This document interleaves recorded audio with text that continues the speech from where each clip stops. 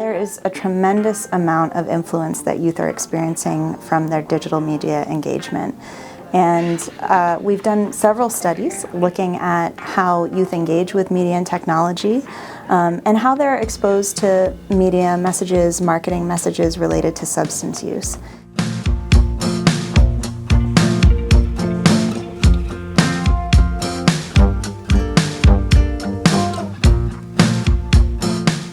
I've always been interested in working with vulnerable and at-risk populations, particularly youth in foster care. That's been an interest I've had since high school. And during graduate school, I was able to focus my interests on working with youth in foster care, but I was also able to take some of my prior experiences working around prevention of substance use and blending those two topics.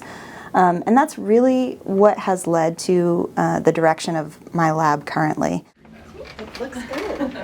I got involved in the lab because of the research that Dr. Gabrielli was doing with youth in foster care. I'd always really been interested in researching social support and childhood adversity and those impacts on later life. And so I really wanted to pursue graduate training in those same realms with youth in foster care. Youth in foster care represent one of the most vulnerable populations we work with for a number of reasons. One, they've been removed from their primary caregivers. Two, sometimes they are placed away from their school that they were originally in. They lose access to their traditional and natural social support system. And what we see very consistently in the literature is that youth in foster care are at increased risk for almost every single health outcome that we can measure.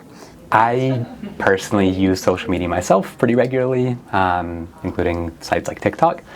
So sort of anecdotally using those platforms, I see the kind of content on there that I think might be concerning if underage populations or kids might see it.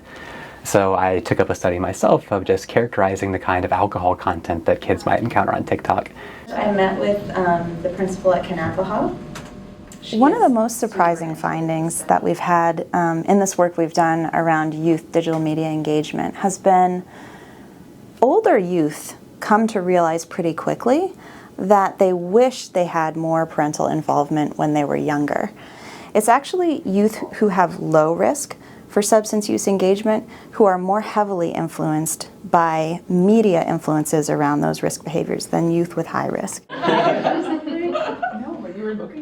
Started in the lab as an undergrad and then really found over time that I enjoyed the specific research area that we have in Dr. Gabrielli's lab that's mainly focused on the media use and youth risk behavior outcomes. So we mainly do substance use, so early alcohol use, cannabis use, and things like that among adolescents.